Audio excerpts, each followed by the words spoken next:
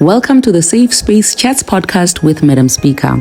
Hi, my name is Perseverance Maremeni, also known as Madam Speaker, also known as the CEO of Self Love. On this podcast, we are creating a safe space for ourselves through heart-to-heart conversations, encouraging others to do the same. Just because we don't believe in the same things, we don't like the same things, we're not interested in the same things, it does not mean that we cannot coexist. So this is a safe space for you to exist even when you are different and unique. Your dreams are valid, your emotions are valid, your thoughts are valid, and your opinions matter. The only access code to this holy ground is you leaving condemnation by the door, be it judging other people or just self-condemnation. You leave that by the door and automatically access has been granted. Enjoy. So I was having a conversation with a friend of mine this morning, and I was telling him that, these days I'm such a big fan of give and take relationships, and this is not coming from me just being selfish and greedy, but it's coming from me just having been the go-to girl for everybody for the longest time.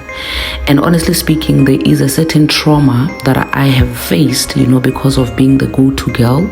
Because literally, when you're a go-to girl, people look at you for solutions and they don't look at you for anything else other than solutions. Meaning that if you don't have solutions to their problems, if you don't have resources, if you don't have answers, then you are literally just useless to them. You get what I'm saying? So I was saying to him that it feels good, that in this season of my life, I have decided that the people that I'm going to cater to are people that are also going to cater to me. It has to be a give and take. It feels good to know that sometimes I can just sit and listen to other people telling me what they think about certain situations and just giving me advice. It feels so good, because that is one thing that I have not had a lot of for the longest time, because I've always been the one person that people go to for solutions, for help, for resources, for this and that.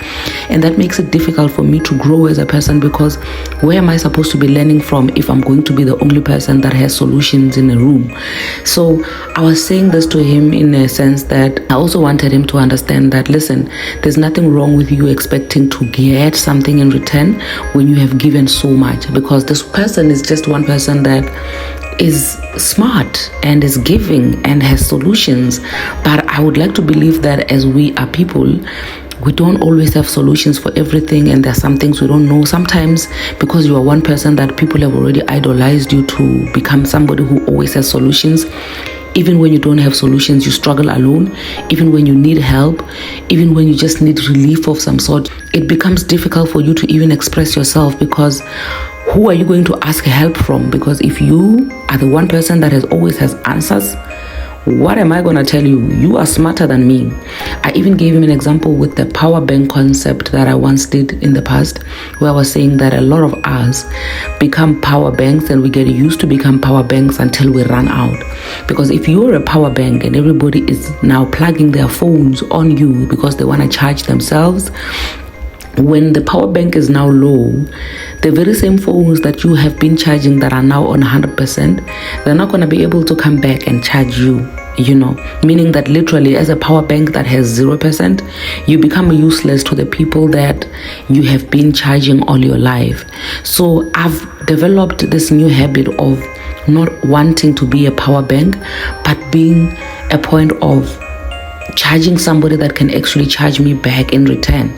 You get what I'm saying? Like, let it be a give and take type of thing. And it is so fulfilling, because when it is a give and take, you give knowing very well that this is an investment. It may not be an investment in a form of money or something that is like similar to what you are giving them, but one way or the other, whatever it is that you are putting on the table, if it's giving you some sort of like return, even if it's just you feeling good, you being okay, that is so fulfilling and it is worth it.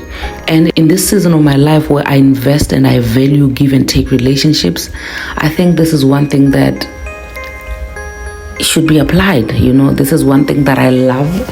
I'm loving this area of my life. It may not be perfect. I may change my mind about it in the future, but the way that I'm feeling right now about this give and take era of my life, I'm quite happy with it. Leave a comment down below and tell me what you think about give and take relationships, and if that is something that you would ever consider. Until we meet again on the next upload, thank you so much for tuning in to the Safe Space Chats podcast with Madam Speaker. I love you. God bless you.